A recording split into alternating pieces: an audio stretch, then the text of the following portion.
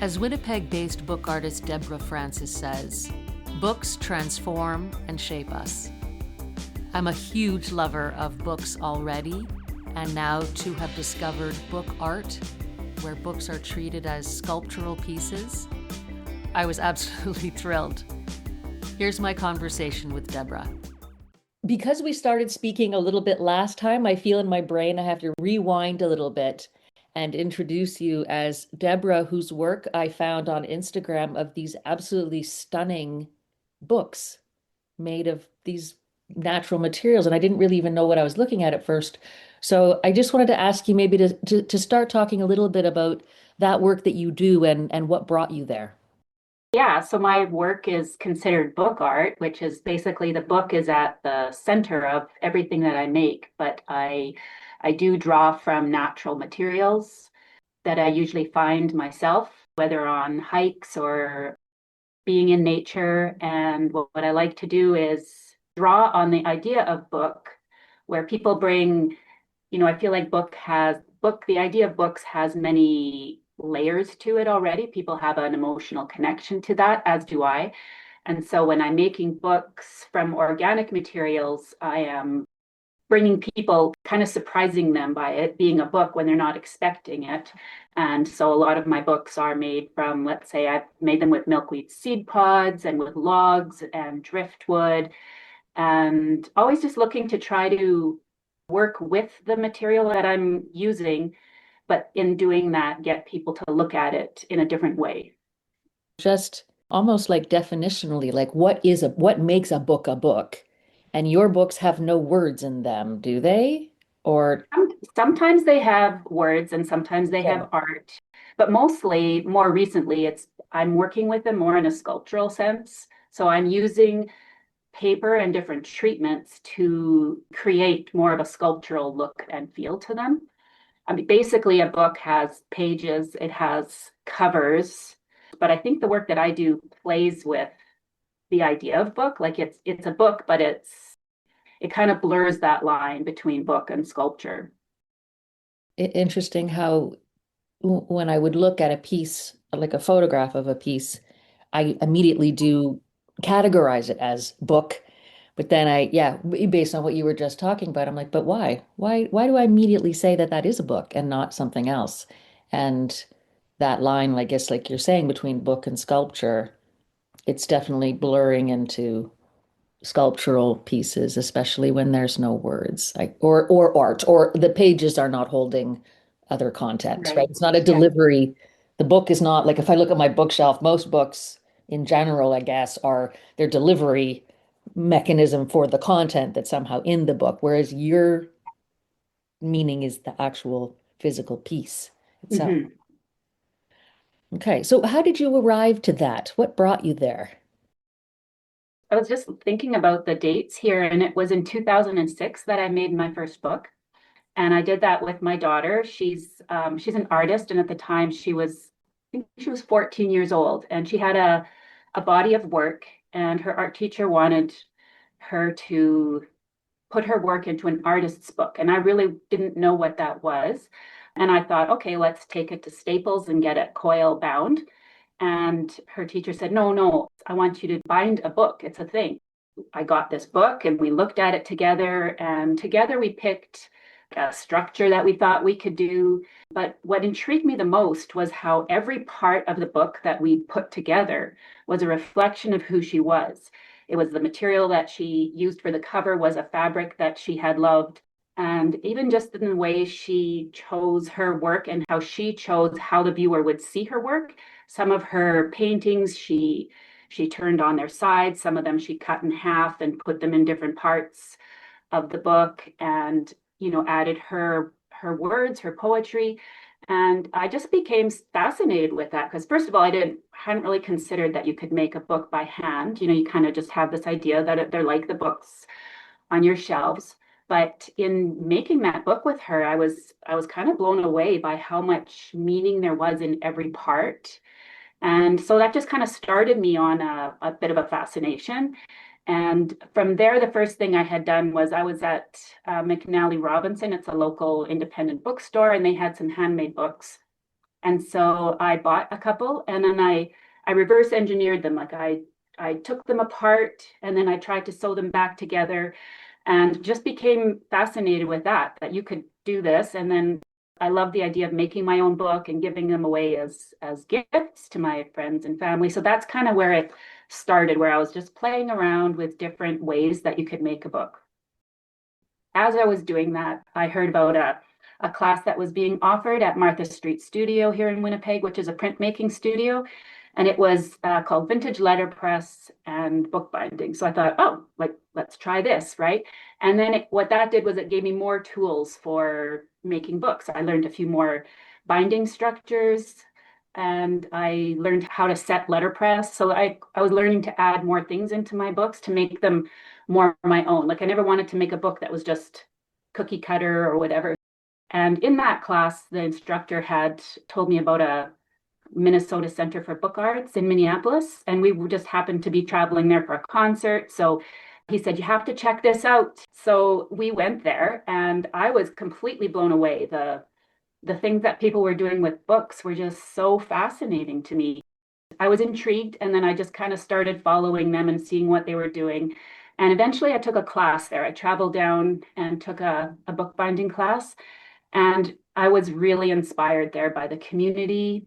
And so the one course I took was pretty advanced. I probably shouldn't have taken it, but but I had success. But mostly what I was intrigued with was that there was this whole community of people who also were into this. And being with them just really inspired me to want to do more. And so they were telling me that there was a book art certificate program that I could take. And so I signed up. And over 5 years, I traveled back and forth to Minneapolis and took these classes. And then I would come home and I would practice. So probably for the first, 10 years, 8 to 10 years, I was just building those skills. Before you worked on the book with your daughter, were you making other kinds of art? I've always been a maker. I've always done a lot of, I did a lot of sewing before that, a lot of crafts. I was homeschooling my kids, so I was following a lot of their interests and getting into different things. I feel like all of those skills that I developed from when I was a little girl, like I was the kid who was always playing with materials. And I feel like all of that can get expressed through my book art because there's just so many different ways that you can make a book. And all those skills, like with sewing, learning how to miter corners and just the materiality and the kind of the math involved in a lot of the stuff too. I feel like that's all kind of what played into me getting into this. I feel like you're opening the door to an entire world that I didn't know. I just didn't even know it existed. And so, Yeah, well, that's what it was like for me when I went to Minneapolis. I mean, I thought what I was seeing in Winnipeg was cool. And then when I went there and saw it, like I hadn't seen book as art, like as far as sculpture and all of that. And so when I saw that, that really did, like that's how I felt. I thought, what? I didn't know this whole world existed. that must make the community even more valuable for you because it's not like you can just walk down the street and knock on the door of another book artist. It's just you'd have to find your people. Yeah, totally. And out there, I found my people. And then when I came back, like in 2015, somebody had encouraged me to apply for a show here in the city that they put on at the Winnipeg Art Gallery. I thought, oh no, like there's no way I would do that. And anyways, my friends helped me like writing a bio and all of that stuff, which I was completely unfamiliar with. But once I put myself out there, I realized there was other people here doing this. I just hadn't found them yet. There's really quite a vibrant book art community where I live now. And also online, it's really amazing the people that you get to connect with through Instagram and all of that. And you also teach classes, right, in book art. Yeah. I teach locally here, and then I also lead a retreat on Malcolm Island in British Columbia, which is my favorite way to teach in a retreat setting where people can go and gather driftwood and some people collect glass, like sea glass, that kind of stuff. And we incorporate those elements into the books that we make. And being able to be immersed in a beautiful setting and then also with a group of creatives, it's really, really rich. Like everybody brings their own skill set to the retreat. Like people are exceptional photographers or visual artists or printmakers or whatever, and they bring their skills and it gets shared, and it's a very rich experience. I'm dying to go, honestly. I'd love for But you to I go. don't have I don't have all those skills, right? Like, could regular people show up and Absolutely, yeah. You don't need to have any bookbinding skills. I've had lots of people come who have had no experience in bookbinding and they walk away with amazing books. Yeah, it's for everybody. I mean, I sometimes go off on tangents and explore lots of different things, but I adore books. Like I treasure books. And so to be able to make books would be just really Yeah, well, you should. And you wow. obviously do lots of art. I've heard you talk about your sketching and different things that you do. But more not like it's not like, if you say an expert photographer comes down and they can share like all the stuff that I'm like a dabbler of all the things. So I would be the Yeah. dabbler, the expert dabbler. Well, the fun thing is, one of the things we do a lot is photo, like our image transfers. And I'm not at all a professional photographer. Like, I mean, I enjoy taking pictures, and sometimes I surprise myself by taking one that looks really cool. And you can take that and you can transfer it onto either watercolor paper or onto wood. And it just transforms what you make. Plus, what I always want is for people to bring what's personal to them to make their book theirs, instead of like I can have a bunch of images that I've taken, but they're from my travels. And I mean, sometimes people have done some really like simple things, but they're so meaningful because it has a very particular place in their life. Okay, well, I have made a mental note. I will find out more. I can go onto your website and find out more about Yeah. the next retreats that you're going to be leading. I don't know, you might have kind of answered this, or maybe it's not that meaningful a question, but I'm wondering why book art. What is it about that, or what do you feel you express about yourself through those pieces, or the process maybe of making them?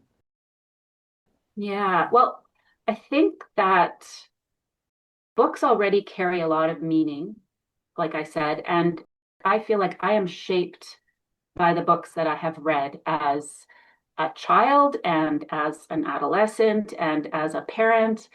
And all through my life, books have been a way that I feel like I am shaped as a human being.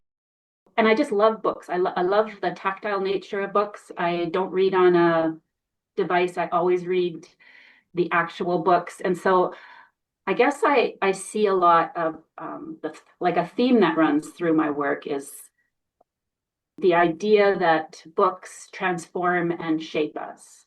Even if it's fantasy or story, like that's all becomes a part of who we are. And so I feel like it really moves into all different areas of life. Nature is an obvious one, and I use nature in pretty much everything I do, but it also has taken me into different interesting territory because it can connect to every sort of topic. Like I did a series for a project called EcoCraft through the Manitoba Craft Council. And with that, I was partnered with a scientist. And together we met for a year and a half. She was sharing her research with me. I would read her papers. And then the whole point was for me to create art from her research. So there was 8 scientists and 8 artists, and all the scientists were connected to climate science in some way.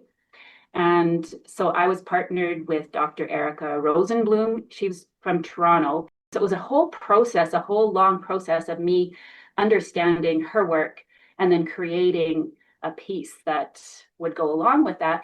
And so again, there's so many different, like the idea of her research is done in books, but there's just that layer of so science knowledge and also the idea of story. Like as we talked about our different practices, we found that the real through line for both of us was the idea of story, because she said in her work, like the best work and the best way to present her work so that people can understand what she's trying to do is through story.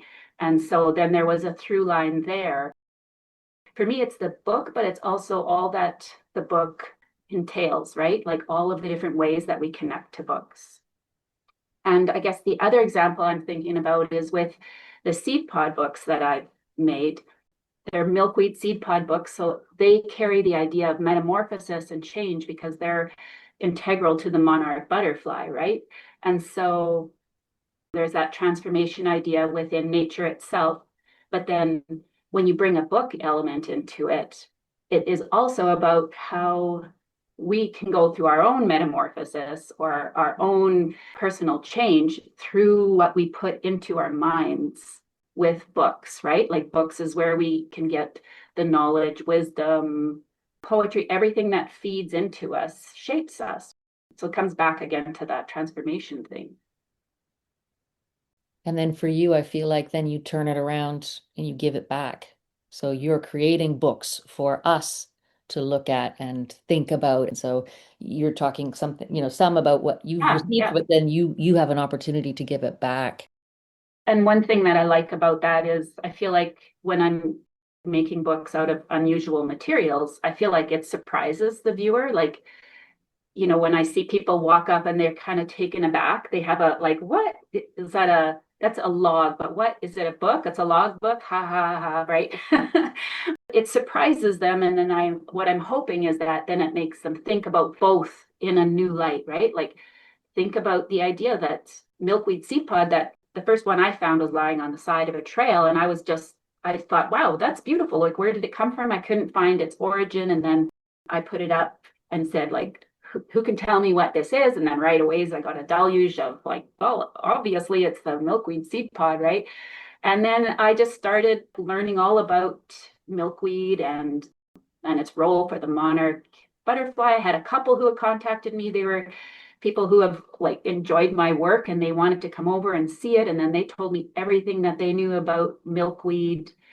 And it just created this whole world of discovery for me. And that's what I'm hoping, is to surprise people when they see it and be like, oh, like I never thought of a book that way. And I never thought of the milkweed that way, or whatever it is. And then it can maybe spark conversation and just an interest in learning a bit more. So what do you think it is? I had two questions that I wanted to ask, but they might be the same question. When you say you go for a walk and on the trail and you look down and there's this beautiful something and you don't know quite what it is, but you take it. Mhm. Something about it you feel special to you and you want to learn about it and then you're going to use it in your work. Maybe or maybe not. You might have a room where you live where it's just full of stuff that hasn't found a home yet. I don't know. But it's a particular way of being in the world where you're open to that because billions of people probably walked past that and either didn't see it or looked down, saw it, and kept walking, right? So, what is it, do you think, that is in you that kind of sees that opportunity or interest or something that you're like, yeah, that's a special, what everyone else walked past. I'm like, no, that's something special. Yeah. I guess I've always collected things. I just never knew exactly where they were going to fit in. Like I was collecting driftwood long before I made them into books. I just was always attracted to them. And with that milkweed, I was actually on a run and I ran past it, but it was in my periphery and I stopped me in my tracks. And if it does that, then I feel like that's a good sign that I should pay attention to it. And so then I went back and looked at it, and it was just the way they were lying together. They looked like a pair, even though they're single pods. But to me, they looked, oh, like I wonder if those could be book covers. Like not everybody thinks that way. My family sort of they joke with me like, does everything have to be a book cover? And so, well, it doesn't have to be, but it's I often will see something and think, oh, I wonder, like, because I can almost, I guess, visualize what it would be like in order to make it into a book. And I guess when I'm in nature, maybe that's when I'm especially attuned to that. When I'm on the West Coast, I love walking up and down the shoreline.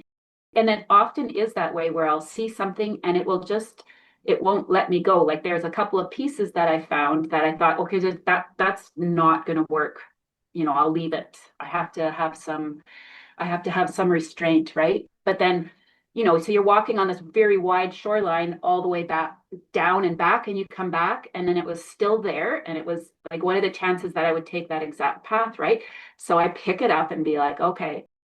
And that one ended up being a really cool book that I just recently did, because as I'm using more and more unusual pieces, I'm seeing more potential in some of the pieces that before I thought, well, this is just a nice piece. Maybe I'll have it just sit and inspire me. But yeah, especially when I'm outside, I feel like I'm always kind of just alert and aware. Those are my favorite times for thinking and often getting ideas, but also I think I'm just in that space where I really see what's around me and I guess see it in that way of possibility. It feels like category bending all over the place. So like books as sculptures and milk Yeah. pods as covers, and seeing the opportunities for a thing that we categorize in one way and use it in a way that turns it on its head or whatever, just makes us see it in a new way. And that's a wonderful gift to people to help us see things in new ways and get out of our square box of a book is a rectangular thing with pages with Mhm. words printed on them. That's Yeah. special. What if I asked you where you see vulnerability showing up in your work or in your practice? I was thinking about this question, and I think for me, vulnerability is all about taking risks. And initially, that was just even putting myself out there, felt very vulnerable because I thought, oh, nobody actually is going to be interested in what I'm doing. And then more currently, when I put myself out there in new ways, that feels vulnerable because you never know how people are going to receive you. And my work doesn't fall into a neat category. And sometimes that's a really good thing. And sometimes whatever, it is a risk, right? So for me, vulnerability feels like risk, like taking risks. And I also feel like whenever I do take risks is when I make my best work. And so I feel like I can't have one without the other. Like I feel like it's in taking those risks that I actually push myself into new territory. Like when I was doing that science one, I had I had honestly thought I would be partnered with somebody who was working with fish because I was making my own fish leather at the time. And instead, I was partnered with somebody who explored Arctic sea ice in the far north. And I was like, oh no, like, how is my work going to relate? I honestly, my first thought was like, oh, I should have probably not have applied for this, right? But in being in that place of vulnerability, I feel like I was always on the alert for how is this going to connect and just allowing myself to just sit with not knowing what I was going to do for a long while before it came together. And then it came together so beautifully. And so for me, I feel like I want to keep putting myself into those places of, taking those risks. What do you think? Because I think also over time, as we take risks, and some things work out and some things don't, but we get a little bit of momentum going. So you're like, okay, that didn't work as well as, or it didn't work the way I thought, but that's Yeah. okay because I'm gonna keep going because I've got a bit Mhm. of a momentum going. But that very first thing that you do, like the very first time you put yourself out there, maybe it was, I don't know, I'm gonna speak for you, but like maybe it was making an Instagram profile and putting photos of your work, or maybe it was signing up for your first class in Minneapolis and Mhm. exchanging with those people. I'm just wondering what sort of got the ball rolling for you that kind of got the momentum moving. Well, all of those things were there, like were definite, all the things you mentioned were varying forms of that. I think what got the ball rolling for me was when I did do that show that I was encouraged to apply for. First of all, getting accepted was like a huge big deal. But then I was thinking, I'm gonna have these books there and no one's gonna like them. I'm gonna have all these books and I'm gonna come home with all of those books. Like there's the fear or whatever of that. But it was such an incredible experience because people loved it. They loved my books, and I had so many good conversations with so many people as they came by, and they showed such genuine interest. And then all my books sold. every single one of them. And it was shocking to me, but I feel like that did get the ball rolling and that it gave me a bit of confidence. And it allowed me to say, you know what, I can keep on doing it, because you don't want to keep just making books and piling them up in your house. Like, I'll make them so that I can put them out there, right? And so I think that feels like the first very big, like that definitely had an impact on me, that other people were interested in what I was doing. And then I think that just gave me the courage to keep going in that direction. I think sometimes it's just like one conversation with one person, but like it's I think that's probably quite true for a lot of people is the thing that will get them to move forward is one person. I talk sometimes about, validation and how that Mhm. is important or not important. It's important for me. It helps Yeah, me move because I can get very stuck in my head. And if I stay too long there, I don't go anywhere. Nothing yeah, happens. yeah, But one great conversation, like the one with the couple who came over and they told you all about mhm, that's it, that can really be game changing. And I think it's both, it's so important both to put yourself in a place where you can have that conversation if you want to move forward and look for opportunities to be that person for somebody else. If you see that yeah, somebody else just is looking for something, to talk to me about the work that you do. Tell me what it is you want. yeah, How can I help you? Or not even how can I help you, but just talk to me about what you do. yeah. Is there one, I don't know if there would be one person in particular you could remember as sort of pivotal, like one pivotal conversation that made a difference for you? Um, I think I think there was two people at this event that I was at who really encouraged me to move forward and, like, I guess, take the risk of applying for that show. And and they really made it happen. They helped me write a bio. They helped me understand how to take some photos, because it required, most things you apply for require 6 images in this format, and and it's daunting when you don't know how to do any of that stuff, right? Even writing a bio, like, I yeah. know, it's a whole other it's its whole own thing, and then you've got to write artist statements, and it's just, it's all part of it. But yeah, I think that that really gave me a real good step out into feeling like I could do this more than just for myself. Learn more about Debra and her work on Instagram at Debra_Frances and online at debrafrances.com.